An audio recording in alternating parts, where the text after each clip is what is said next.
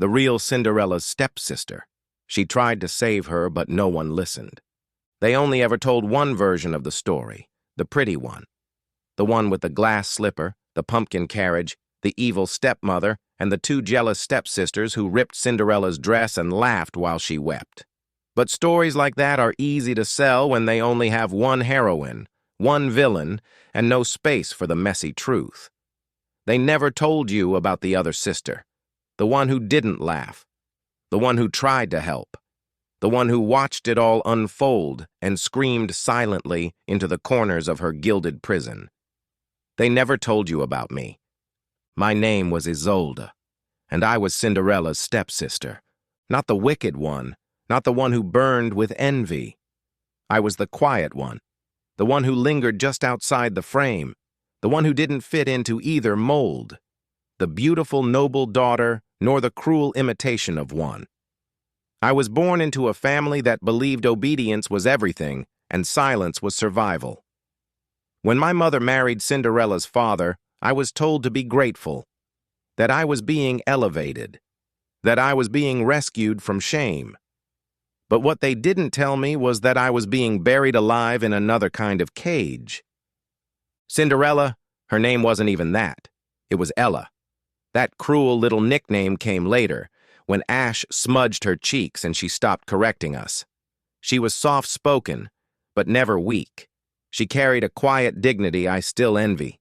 The day she moved into our house, I remember watching her touch the staircase railing like it was a cathedral. She had hope then, that fragile kind that blooms just before a storm. My mother hated her the moment she saw her. It wasn't jealousy, it was fear. Ella had something we didn't. Not beauty, not charm, something rarer. Light, a way of looking at the world like it could still be kind. My mother had long since stopped believing in kindness, so she smothered Ella with cruelty. At first I thought it would pass, that it was grief. My stepfather had died suddenly, leaving debts and questions. My mother said Ella needed to be humbled, that she had been too spoiled, too sheltered, that she needed to learn her place. And I believed her, for a while, because it was easier than fighting, easier than seeing. But seeing is what broke me. Watching Ella scrub the floors until her knees bled, watching her flinch when the cook dropped a pot, watching her learn to fold into herself like a page no one wanted to read. And I did nothing but watch. Until the dress, the one they say we tore to pieces. And yes, pieces of it ended up on the floor, but not because I ripped them. I was the one who stitched it together, threaded pearls from an old hair comb into the seams, pressed rose petals into the fabric to make it smell like spring. I begged my mother to let her go. I pleaded with her. She slapped me so hard I saw stars. Then she turned to Drusilla, my older sister, and nodded. Drusilla didn't hesitate. She grabbed the sleeve. I tried to stop her. She shoved me, called me pathetic, said Ella had bewitched me. But I knew the truth. She wasn't afraid of Ella's magic. She was afraid of what Ella reminded her of, the girl she used to be, before our mother taught us that love was weakness. I found Ella crying in the cinders. I dropped to my knees beside her. I wanted to run away together, to leave this house, this lie, this story we were trapped in. But she looked at me with eyes like dusk, sad, quiet, unmovable. "I'm not leaving," she whispered, "because if I do, she wins." She meant my mother, the one who had twisted all our spines to fit her version of reality. I couldn't understand her then, but I do now. Ella wasn't just surviving, she was resisting, in silence, in stubborn kindness, in the way she still dreamed. That night, the fairy tale took over, the one you know, the fairy godmother, the ball, the slipper. But those were just the surface. The magic wasn't in the gown or the carriage, it was in her decision to hope, to believe she was worth something more. That was the real miracle. That was the spell no one could break. I saw her at the ball. I wasn't supposed to. I had snuck in behind the velvet ropes with Drusilla, wearing a dress so tight I couldn't breathe. But when she entered, everything stopped. The music, the conversation, time. And I knew it was her. Drusilla didn't. Neither did my mother. But I did. I saw through the glamour, saw the light, and for the first time, I smiled. Because I knew she had a chance. A real one. And then she vanished, at midnight, just like the story says. The next day, the prince searched. The slipper, the fitting. Drusilla went mad trying to make it fit. Screamed so loud the windows shook. My mother cut her heel. Said blood was a small price for salvation. When the man with the slipper turned to me, I refused. I told him I hadn't been at the ball. I lied. To protect her. But she didn't need protection, because she stepped out herself, dressed in ashes, in defiance, in truth. And when the slipper fit, and the prince gasped, and the whole room spun, I was the only one who wasn't surprised. She left that day, with her head high, with the prince beside her, and I never saw her again. But I still tell her story. The real one, because I was the stepsister who tried to save her. And no one listened. The house felt colder after she left, not just because the fires went out or the windows cracked, but because the light was gone. The kind of light you don't know you're standing in until it disappears. Ella had taken it with her, and what was left behind wasn't silence. It was rot. My mother raged for days, pacing, screaming, breaking porcelain, and blaming the servants. She didn't mention Ella by name, not once. She called her that girl, the problem, the reason everything was falling apart, and Drusilla followed her like a shadow, mimicking every word, every hateful hiss. But I stayed quiet, because I knew the truth. The prince had chosen her, not because of magic, but because of something stronger. She had shown him what no one else had dared to, dignity in ruin, grace without invitation, and it terrified my mother. Because for all her lessons, all her control, all her sharp little rules about how to be loved, none of it worked. The woman who had scrubbed floors now wore a crown, and we were left behind with our lies. Drusilla's face twisted more every day, not just with jealousy, but with desperation. She drank bitter tea meant to shrink her waist, rubbed chalk into her cheeks to look pale and delicate. She laughed too loud, bowed too low, always watching the road for a royal carriage that would never come. My mother began sending letters to the palace, at first subtle, then pleading, then threatening. She received nothing back. They never said it, but I could see it. They blamed me for not forcing my foot into the slipper, for not shouting that I had been at the ball, for not playing the game. But I didn't care. Because somewhere in that palace I hoped she was happy. I hoped she was finally being treated like more than a servant, more than a symbol. I hoped she could forget us. But I couldn't forget her. I began to change too. Slowly.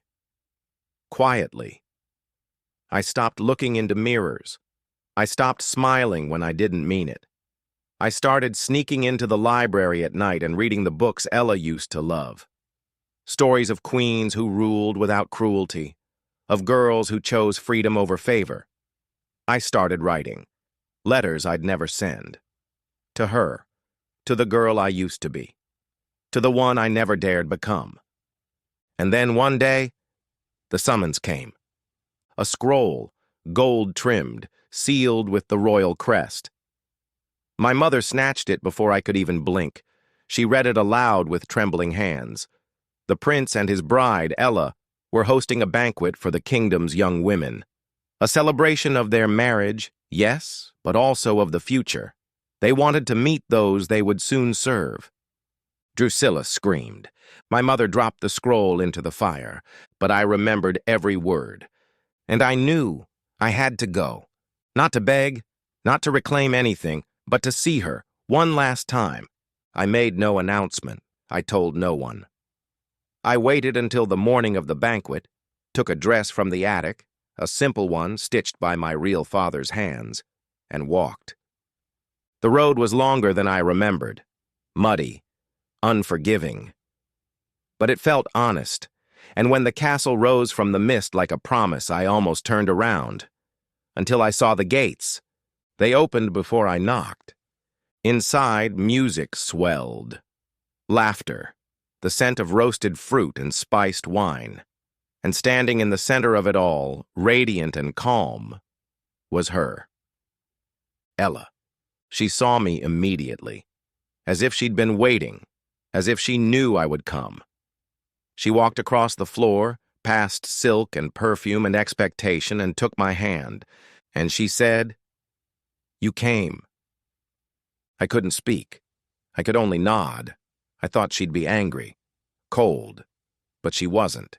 She was warm, real. She didn't ask why I didn't stop it all, why I didn't fight harder. She just hugged me, and in that moment, everything cracked. The years of silence, the shame, the pretending, it all fell. She introduced me to the prince, to the court. She called me her sister, not stepsister, not guest. Sister. I wanted to cry. I didn't. The banquet passed in a blur, but before I left, she pressed a note into my hand. No guards, no drama, just a note. It said, "Tell the truth, even if no one listens, especially then." And I knew what I had to do next. I returned to the house not as a daughter, but as a ghost. I drifted through halls that once held whispers and warnings, now brittle with the silence of decay. My mother barely looked at me. Drusilla pretended I didn't exist. But I didn't come back for them.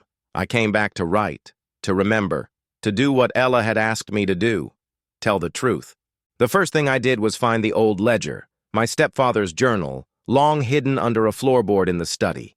In it were records, debts, promises, secrets bought and sold. My mother had rewritten history with her tongue, but the ink in those pages couldn't lie. I copied it all. Every name, every bribe, every twist of truth she used to claw her way up. Then I found the letters, dozens of them, bundled in silk, tucked behind the mirror in her vanity.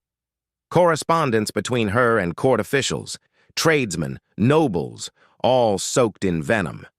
She had tried for years to sell Ella off before the prince ever arrived, arranged marriages, dowries disguised as threats. She hadn't been preparing us for greatness. She had been auctioning us like livestock. I wanted to burn them, but I didn't. I saved every word. And then I began to write my own. Not for the royals, not for the court, for the girls. I knew they existed, others like us. Girls trapped in houses with mothers who demanded silence. Girls forced into corsets of control. Girls taught that obedience was the only path to survival. I wrote to them. Slipped letters into bakery baskets, into traveling merchant satchels. I wrote with no signature, just a seal, a glass slipper, shattered in half. At first, I heard nothing. The wind carried my words away, and the world stayed quiet. But then, one night, a knock came at the servant's door. A girl stood there, mud on her hem, fear in her eyes, and one of my letters in her hand. She didn't speak at first, just cried. Then she whispered, "I thought I was alone." She wasn't. None of them were. Within months, there were dozens. Girls who had escaped, girls who were hiding, girls who had been thrown out for daring to say no.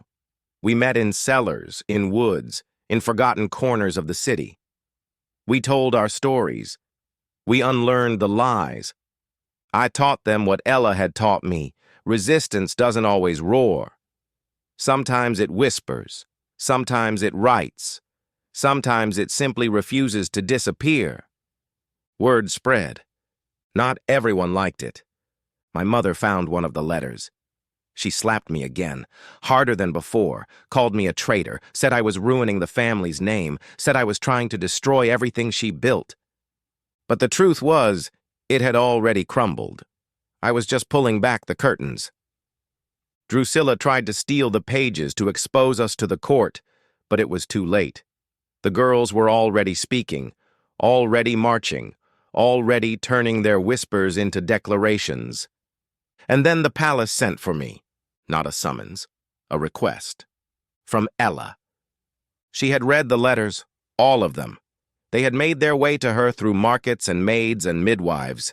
She asked me to come, to speak, not just in front of the court, but in front of the kingdom. I wanted to say no. I wasn't brave like her. I didn't wear crowns or command rooms. But I remembered the note. Tell the truth, even if no one listens, especially then. So I went. The hall was full. Nobles, advisors, foreign dignitaries, but also girls, dozens of them, and Ella at the front watching me with those same dusk-colored eyes. No pressure, no expectation, just belief. I read the names, the stories, the facts, the things my mother had buried beneath silk and shame. I read until my voice cracked, until the silence in the room was louder than any applause. When I finished, Ella stood. She didn't say anything. She just stepped forward and wrapped her arms around me, and the world began to shift.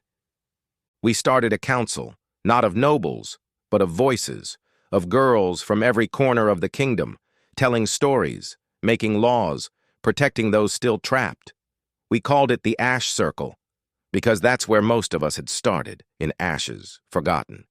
But now we were building something that could not be ignored. And as I looked around the circle, at their faces, their fire, I realized something. They listened. They finally listened. They said we were dangerous, that we were unruly, that we were stirring up trouble among the daughters of good families, that we were ungrateful, that we were liars. But the more they said those things, the more we knew we were being heard. Power only panics when it starts to slip. And the kingdom had never seen girls like us before. The Ash Circle wasn't just a council, it was a storm. Girls from every province began to write to us, walk to us, whisper our name in corners of rooms they weren't allowed to enter. They brought their stories like offerings, tales of being locked away, of being told to smile through bruises, of dreams sold off for dowries. And we didn't just listen, we acted. We created sanctuaries, hidden rooms in bakeries, behind tailor shops, beneath bathhouses. We trained girls in reading, in law, in the power of their own voice. We taught them how to build, how to organize, how to rise. We weren't asking for a place at the table, we were carving our own. That's when the Royal Council began to push back. Not Ella, never her. But the men who had sat too long in velvet chairs and mistaken silence for loyalty. They drafted decrees, subtle and wrapped in polite language, meant to shrink us again. They warned the kingdom of misguided girls who challenged the divine order. They called us a threat to tradition. My mother seized on it. She marched into the Ash Circle one afternoon with Drusilla beside her, cloaked in satin and smugness, flanked by a magistrate who had once proposed to her in exchange for property. She laid out her accusation clearly. I was unfit. I was delusional. I was spreading treason. She presented forged letters, claimed I had manipulated Ella, that I had twisted the prince's ear, that I had orchestrated the entire rebellion to elevate myself, and for a moment, I felt it.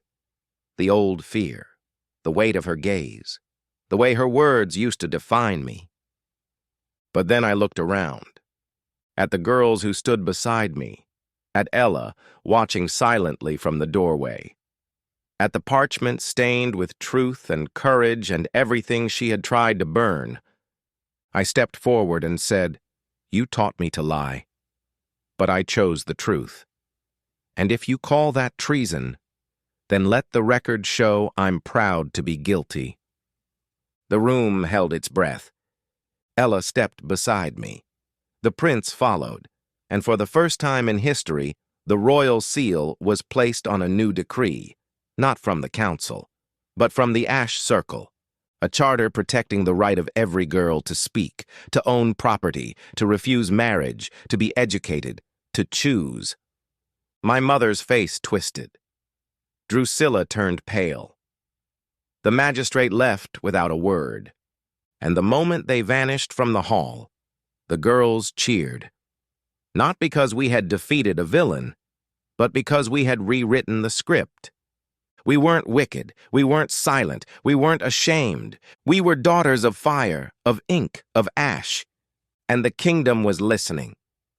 You might think this story ends with a crown, or a wedding, or a parade, that the kingdom lived happily ever after because the ash circle had won a seat at the table. But that's not how real stories end. Not the ones worth telling, because the fight didn't stop when the ink dried on our charter. It began again, in new forms, in new places, in the quiet hearts of girls still learning how to speak. And I stayed. Ella became queen, and not a quiet one. She ruled with spine and grace, with a voice that never rose above what was needed but still cut through stone. She never forgot where she came from. She wore her scars like silk. Her palace had no throne room, only a hall of voices where every decision was made together. The ash circle grew, and with it, so did the questions. What else had they lied about? What other girls had been buried under fairy tales? I was offered titles, lands, apologies. I declined all of them, not because I was noble, but because I was tired of pretending. I moved into a small cottage at the edge of the city, just far enough to breathe, just close enough to return. I spent my days writing the stories no one else would, the ones about maids who fought back, wives who walked away, sisters who stayed. Sometimes young women came to my door. They had eyes like Ella's, fire in their chests and silence in their throats. I listened. I taught them to listen to each other. I showed them how to build fire without smoke, to burn quietly until no one could ignore their warmth. And still, the world turned. Some days were beautiful, others brutal. The old council still whispered in back rooms. My mother moved to a far estate where she hosted luncheons and told guests she never had daughters. Drusilla married a man who valued her silence. She never wrote. I never asked. But Ella and we stayed connected. Not always through words, sometimes through glances across the crowd, a nod in a policy meeting, a pressed flower left on my windowsill. She never forgot, and neither did I. Years passed. Girls who once hid their names now wrote them boldly in ink. Mothers began telling different stories. Teachers began asking better questions. Slowly, quietly, the fairy tale changed. And when the day came that Ella fell ill, too soon, too quietly, it was I who sat by her side. Not because I was owed anything, but because we had begun this together. Her voice was faint, but her eyes still held fire. "Did they listen?" she asked. I took her hand. "They're still listening." She smiled. Then we did it right. She passed with no crown on her head, only a ring of ash around her hand, a symbol, a legacy. At her memorial, I spoke last, not as royalty, not as a hero, but as the girl who saw what no one else would, who tried to save her when no one listened. I told them everything, not the cleaned-up version, the real one, the pain, the silence, the nights we cried in different rooms of the same house, the strength she taught me without knowing, the truth she never needed to speak because she lived it. And then I turned to the crowd and said, "You know her as Cinderella." But her name was Ella, and she didn't just escape the cinders. She taught us to rise from them. The hall wept. And when the ceremony was over, a girl no older than 12 came up to me. She had ink-stained fingers and a notebook clutched to her chest. She asked, "Can I tell stories too?" I knelt, looked her in the eye, and said, "That's why we started. So if you're still listening, know this. The fairy tales were never about princesses or princes or perfect endings. They were about fire, and the girls who carried it even when the world told them to stay small. And if this story meant something to you, if it made you think about what's true, what's lost, and what still needs to be said, don't let it end here. Like this story, share it with someone still learning to speak. Drop a comment if you've ever felt like you were written out of your own life. And if you want to hear more stories like this, about the voices they tried to erase, hit that subscribe button. Uncle Luke tells the ones they buried, and we're just getting started.